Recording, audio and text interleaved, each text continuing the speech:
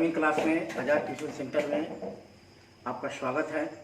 आज हम लोग 11 class Bihar board matric exam के बाद आप लोग का 5 तारीख से क्लास चालू है, ऑनलाइन क्लास। तो आप लोग 10 क्लास से अब 11 क्लास में चले गए, तो उसके लिए हम आप लोगों को एक नया चैप्टर चालू करेंगे जो आप लोगों को कभी मिला नहीं है। थोड़ा सा हम सेट आपको बताए थे, थोड़ा सा जरूरत था तो सेट के बारे में आप लोगों को थोड़ा सा समझाए थे, समुच्च के बारे में, और बोले भी थे कि 11 क्लास में इसे अध्ययन करना है। तो हम लोग 11 क्लास में जो सेट है, सेट से यानी समुच्च हमको पढ़ना है। ठीक है, ये समुच्च 11 क्लास में पहला भी चैप्टर है और 12 क्लास में भी जाइएगा तो पहला ही चैप्टर मिलेगा। तो इसको अगर ध्यान से समझ लेते हैं, आपके लिए थोड़ा नया चैप्टर तो है, लेकिन इसे आप ध्यान से समझ लीजिएगा तो आपके लिए दिक्कतें नहीं होगी। ठीक है, तो स्टूडेंट हम आते हैं मुख्य बिंदु पर। जो सेट है, सेट हम किसे कहेंगे, यानी हम समुच्च कहेंगे किसे। ठीक है स्टूडेंट, तो समुच्च को परिभाषित ऐसे गणितज्ञों ने पूर्ण रूप से नहीं कर पाए हैं, लेकिन समझने के लिए, सोचने के लिए कुछ गणितज्ञों ने इसे परिभाषित भी किया है। जैसे मान लो कि समुच्च कहेंगे किसे, तो समुच्च को हम कह सकते हैं कि सुपरिभाषित वस्तुओं के संग्रह को या अवयवों के संग्रह को हम समुच्च कहते हैं। ठीक है, सुपरिभाषित वस्तुओं के संग्रह को समुच्च यानी सेट्स कहा जाता है। अब यहाँ पर प्रश्न ये उठता है कि सुपरिभाषित क्या, यानी सुपरिभाषित का मतलब क्या। सुपरिभाषित का अर्थ यहाँ पर हम समझेंगे कि सुपरिभाषित क्या है। तो सुपरिभाषित स्टूडेंट जिसको हम परिभाषित करें, सबके लिए वही परिभाषा हो, ठीक है, उसे हम कहेंगे सुपरिभाषित। जैसे मान लो आपको बोले कि तेज स्टूडेंट हो, आपको कोई कहे तेज छात्रों का समूह। अब आपको इसमें चुनाव तेज छात्रों का समूह, कक्षा 11 का छात्रों का समूह। स्टूडेंट जरा समझिएगा इसे, कक्षा 11 के छात्रों का समूह। अब आपको इसमें आपसे पूछा जाए कि बतलाइए कि इसमें कौन सेट है, कौन सेट नहीं है। ठीक है, समुच्च के चुनाव करना है।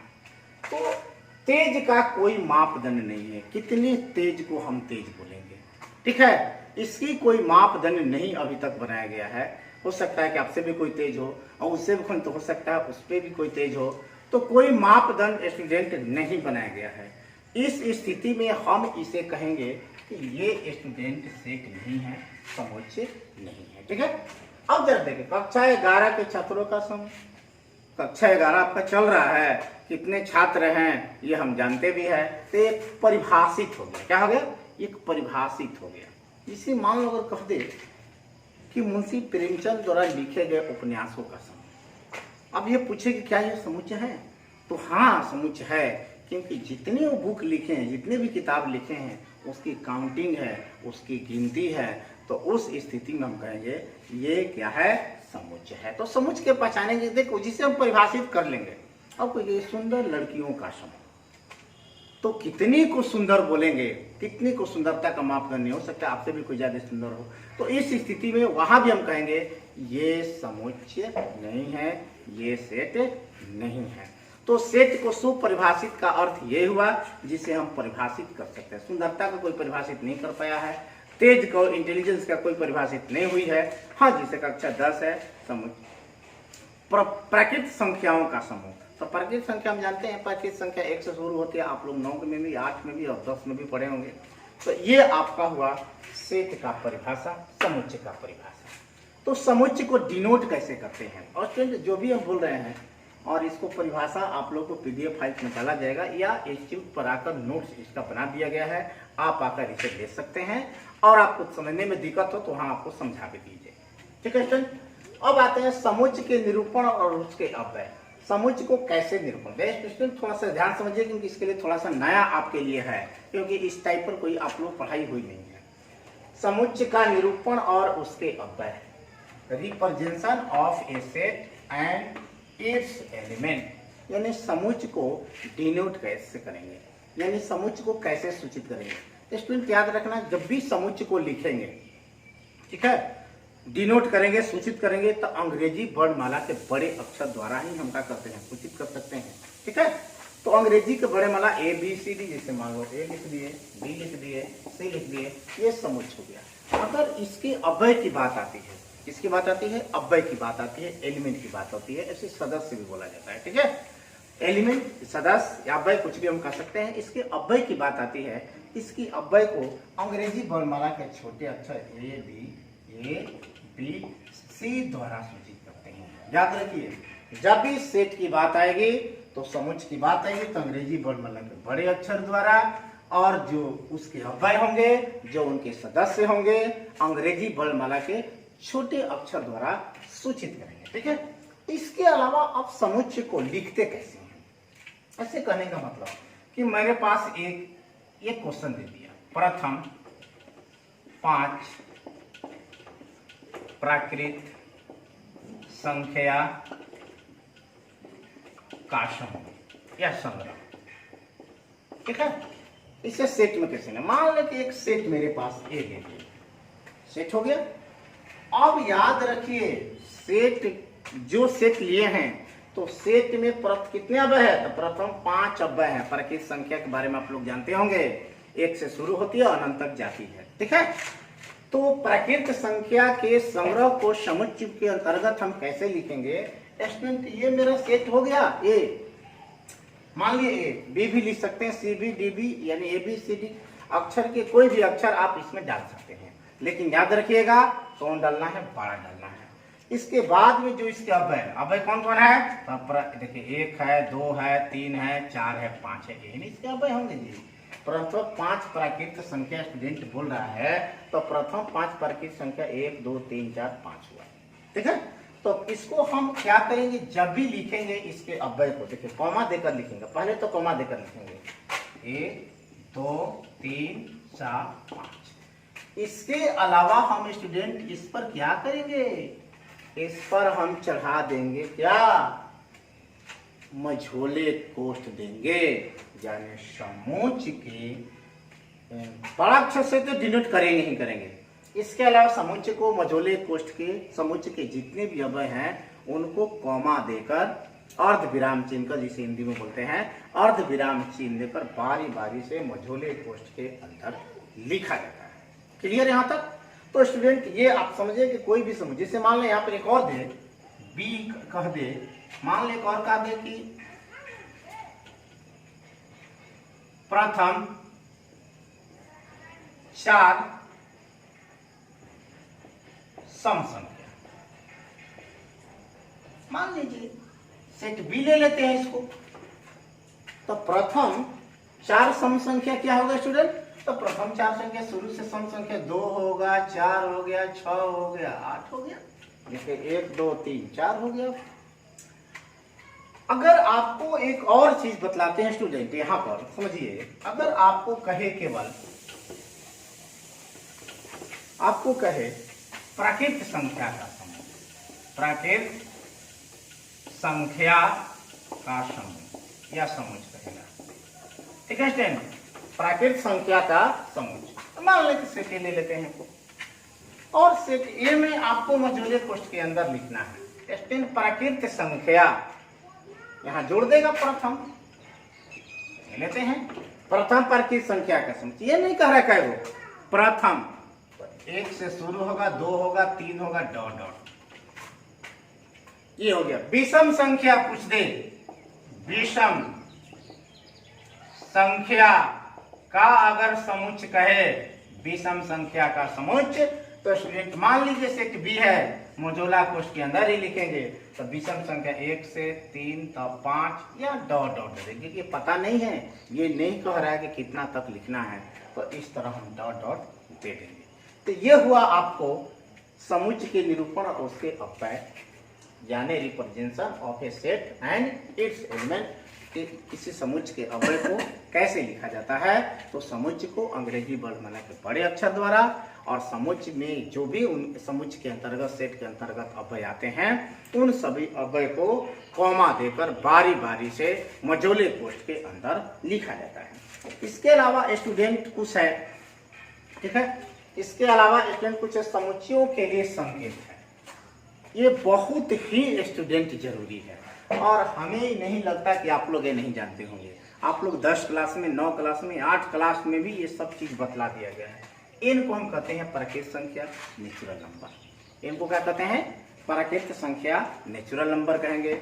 और ये हो गया जेड, पूर्णांक संख्या, इंटीजर्स बोलते हैं। क्यू क्या हो गया? परिमेय संख्या। आर क्या हो गया? वास्तविक संख्या। तो परिमेय संख्या के बारे में आप लोग जानते होंगे, वास्तविक संख्या के बारे में आप लोग जानते होंगे। तो ये स्टूडेंट आपका काम है, इनका परिभाषा जो 10 क्लास में आप लोग को पढ़ाया गया है वो आप कर लीजिएगा, ठीक है? ये आप लोग का काम है, ठीक ना? इसका डिनोटर हम आपको लिखवा देंगे, नोट्स में देंगे और इसे नोट्स आप लोग आकर ले लीजिएगा। चलिए, क्यू हो गया परिमेय संख्या, आर हो गया वास्तविक संख्या। वास्तविक संख्या के बारे में जानते हैं, सभी संख्याओं को मिला देंगे तो वास्तविक संख्या बनता है। वास्तविक संख्या में सिर्फ क्या होता है, याद रखें, जब भी वास्तविक संख्या लिखेंगे तो सिर्फ 2 चीज को ध्यान देना होता है। उसके बाटा में 0 नहीं होनी चाहिए, ठीक है, और रूट में माइनस नहीं होनी चाहिए, ठीक है। 2 चीज को छोड़ दिया जाए अगर, तो जितनी भी संख्या के कल्पना हम करेंगे वे सभी रियल नंबर होंगे, वास्तविक संख्या होंगे।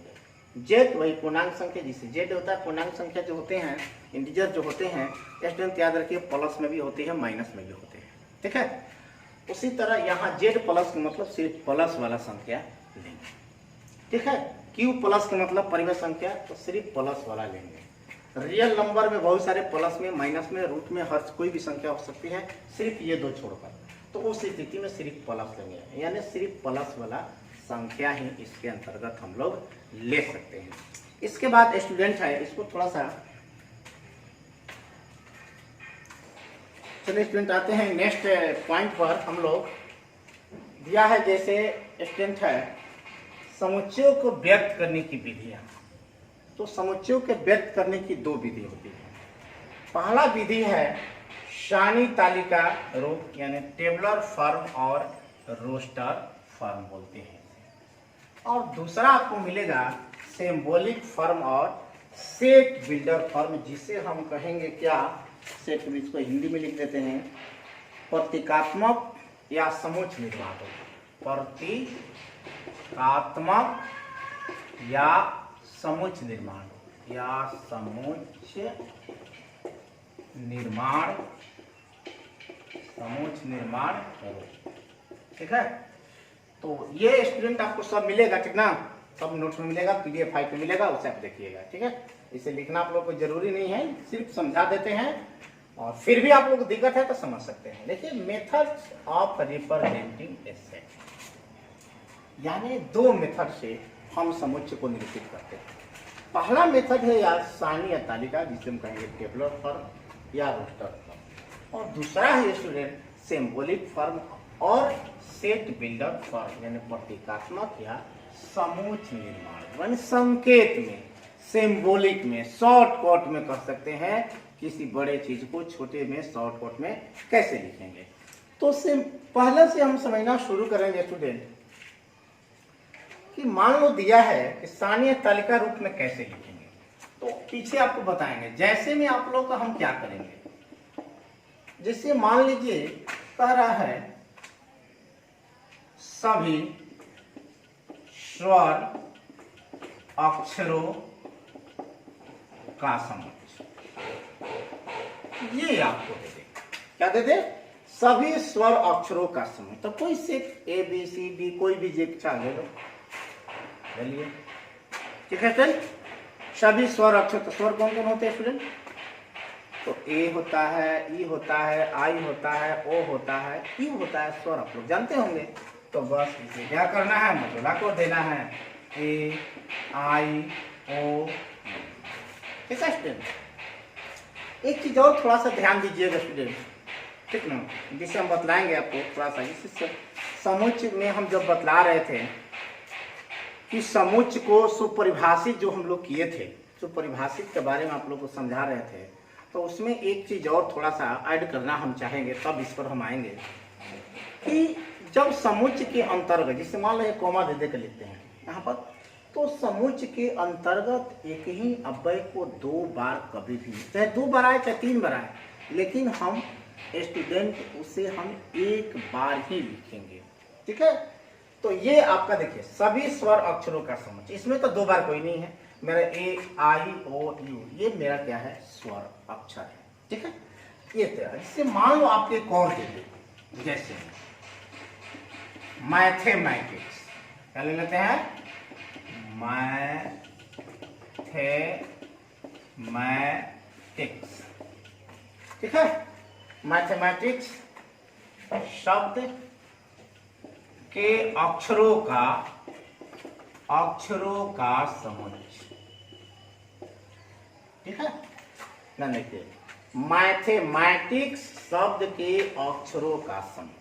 मैथमेटिक्स एक शब्द है, इसके अक्षरों का समुच्चय। तो आप कोई भी सेट मान लीजिए मेरा सेट ए है। ठीक है, तो आप क्या कीजिए, जितनी अक्षर हैं इसको आप लिख लीजिए, जितने अक्षर हैं। देखिए एम है, ए है, टी है, एच है, ई है, एम है, ए है, टी है, आई है, सी है, एस है। नियम के अनुसार मेरा ये हुआ, लेकिन सुपरिभाषित ये कहता है, जो सुपरिभाषित के अंतर्गत में आता है, कि समुच्चय के अंतर्गत एक ही अव्यय को हम दो बार नहीं लिख सकते हैं। तो देखिए स्टूडेंट एम है, तो चलिए एम है यहाँ पर, इस एम को हटा देंगे। ठीक है, ए है तो इस ए को भी स्टूडेंट हटा देंगे, टी है तो इस टी को भी स्टूडेंट हटा देंगे, एच है तो नहीं है, ई है तो नहीं है, आई सी एस। तो स्टूडेंट ये आपका हुआ, यहाँ सीरियल कर देते हैं, आई सी एस, आई सी एस, ये स्टूडेंट लिखेंगे। यानी ये इसका हम समुच्चय तो बना रहे हैं। एक चीज और ध्यान दीजिएगा, हम आप लोग लिखवाते समय बोले हैं कि सर मैथमेटिक्स क्या लेता है, अव्यय जो होते हैं इनको छोटे अक्षर, लेकिन यहाँ छोटा अक्षर नहीं है, बड़ा अक्षर है, इसलिए हम बड़ा अक्षर नहीं लिखना पड़ेगा। लेकिन सर आप बतलाए थे कि सर समुच्चय के अव्यय को, जितने अव्यय हैं सबको छोटे अंग्रेजी वर्णमाला के छोटे द्वारा, लेकिन ये पहले से यहाँ दे दिया है स्टूडेंट। ठीक है, ये पहले से दे दिया है, इसलिए हम इसे ही लिखेंगे। तो ये स्टूडेंट आपको समझे मैथमेटिक्स है, इसको कैसे लिखेंगे, ये सभी अक्षर को लिखेंगे, लेकिन ये ध्यान देना होगा लिखते समय कि एक ही अक्षर को दो बार हम नहीं लिख सकते हैं। क्लियर हुआ? चलिए एक और क्वेश्चन लेते हैं इसी पर, हम इसी में एक और लेते हैं स्टूडेंट, इसी में एक और लेते हैं। मान दे दिया है कि x स्क्वायर माइनस 16 बराबर 0 के समकक्ष, ये आपको दे दो। तब आप क्या कीजिएगा स्टूडेंट, पहले इसे हल कीजिएगा। आप लोग जानते हैं x स्क्वायर माइनस 16 बराबर 0, x स्क्वायर इसको लिखेंगे 4 के स्क्वायर बराबर 0। एक बारी से जोड़ते हैं स्टूडेंट, एक बारी से घटाते हैं, बराबर 0। जल्दी लेके चलेंगे तो x प्लस 4 बराबर 0, तो x बराबर माइनस 4 आएगा स्टूडेंट। फिर यदि लेके चलेंगे x माइनस 4 बराबर 0, तो x बराबर 4 आया। आपका 2 मान आया x का। इसे हम समुच्चय के इस रूप में लिखना है, तो सारणी रूप में लिखना है, तालिका टेबलर फॉर्म में लिखना है इसे। तो देखिए एक से एक की कल्पना करते हैं, और बराबर में क्या माना है, तो माइनस 4 आया, और यहाँ पर 4, ये आपका आंसर है।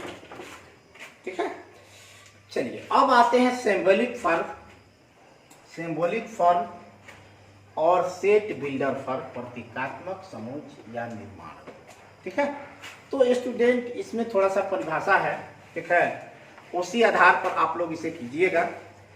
इस रूप में सदस्यों को बारे में, ये जो रूप है, इस रूप में सदस्यों को बारे में एक साधारण गुण जो प्रत्येक सदस्य द्वारा ग्रहण किया जाता है, साधारण गुण जो प्रत्येक सदस्य द्वारा ग्रहण किया जाता है, ठीक है, लिखकर व्यक्त करते हैं।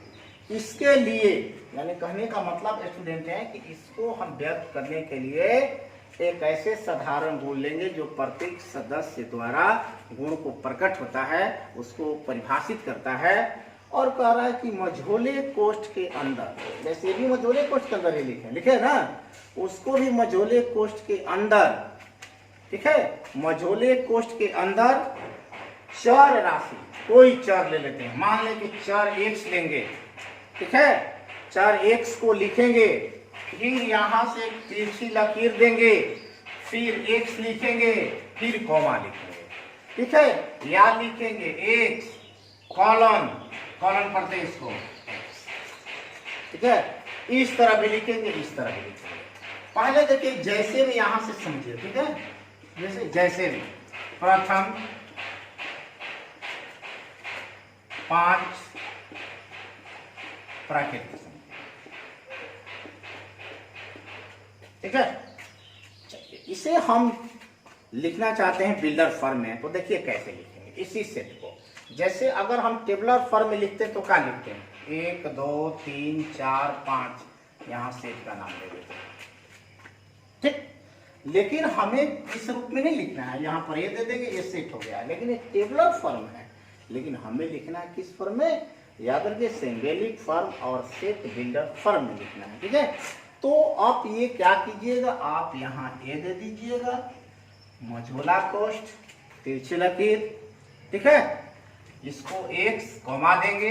अब इसको जो अक्षर लिखा बस लिख दीजिए, प्रथम 5 प्राकृत संख्या, बस हो गया। इस तरह भी इसको लिख सकते हैं, कॉमा प्रथम 5 प्राकृत संख्या, ठीक है स्टूडेंट। ये आपको हो गया, ये सेट बिल्डर फॉर्म में इसको हम ऐसे लिखेंगे। इससे अगर बनाना हो टेबलर फॉर्म तक लिख दीजिएगा, टेबलर फॉर्म बस 1 2 3 4 5 तक लिख देना है, बस टेबलर फॉर्म हो गया, कॉमा दे देगा, ठीक है। अब इसी को जरा एक और देखते हैं स्टूडेंट, एक और हम देखते हैं। जिसे मान लो आपका सेट ए है, ए है, ई है, आई है, ओ है, यू है, स्टूडेंट, ठीक है। अब कह रहा है कि इस सेट को किसमें बनाइए, तो बिल्डर फॉर्म में बनाइए, यानी सिंबॉलिक फॉर्म और सेट बिल्डर फॉर्म, यानी प्रतीकात्मक या समुच्चय निर्माण रूप में बनाना है। तो समुच्चय निर्माण रूप में बनाने के लिए इस सेट को ये लिखेंगे, फिर एक्स देंगे, तिरछी लकीर देंगे, फिर एक कॉमा देंगे, ठीक है।